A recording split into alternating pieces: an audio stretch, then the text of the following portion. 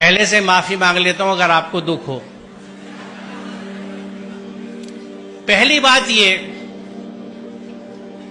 میں یہ سمجھتا ہوں کہ یہاں اکثریت مسلمانوں کی ہے،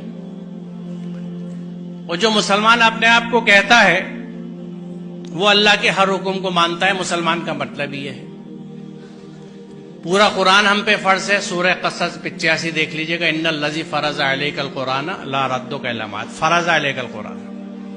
اسی قرآن میں جہاں خمر اور میسر سے ممانعت ہے، تو خمر کو تو ہم نے کہہ دیا کہ شراب، اور میسر کا ترجمہ کیا جوا، یہ حرام ہے، ان سے بچنے کا حکم ہے قرآن میں۔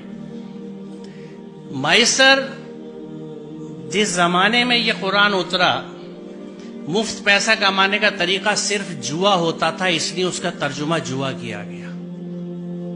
میسر کا اصل معنی مفہوم ہے ایزی منی، ہر وہ پیسہ جو بنا محنت کے ملے وہ میسر ہے، جس میں جہیز آج کے زمانے میں سر فہرست ہے، لہذا حرام ہے۔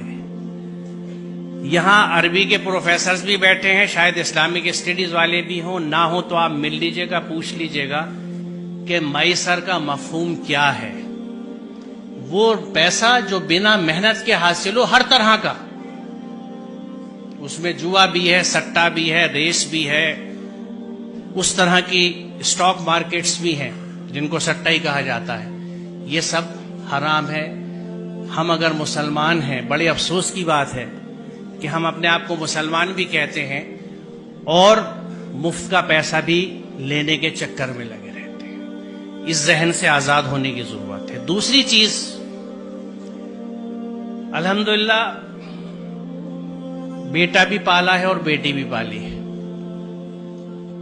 ذہن سمجھتا ہوں اولادوں کے، اور یہ سب میری بچیاں ہیں، ان کے اتنے ساتھ رہتا ہوں جیسے آپ بچوں کے ساتھ رہتا ہوں، کچھ آپ کے ذہنوں کو سمجھتا ہوں، اور عرصے سے سمجھتا ہوں، آج کی بات نہیں ہے، 40 سال ہو گئے پڑھاتے ہوئے مجھے اور بچوں کے ساتھ رہتے ہوئے۔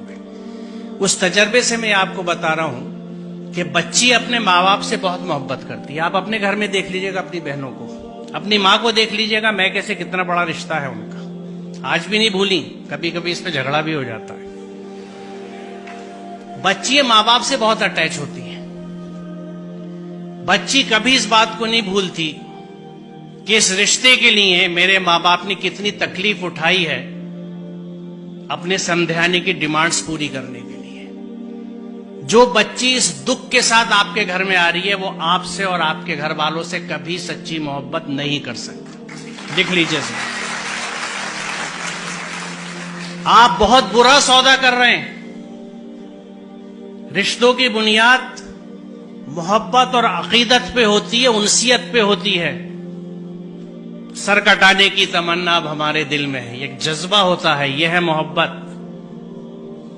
آپ اس سب کے بدلے میں چند ٹکے لے لیتے ہیں، شاید گاڑی، کچھ استعمال کا فرنیچر، کیونکہ شاید آپ یہ سمجھتے نہیں، یا یہ سمجھتے ہیں کہ آپ اسے نہیں کما سکتے۔ آپ کو نہ اپنی قوت بازو پہ بھروسہ ہے، نہ اس کے رازق ہونے پہ بھروسہ ہے، آپ کو سسرال پہ بھروسہ ہے۔ سوچئے ذرا، اس سے بڑی نامردی کی کوئی مثال نہیں ہے۔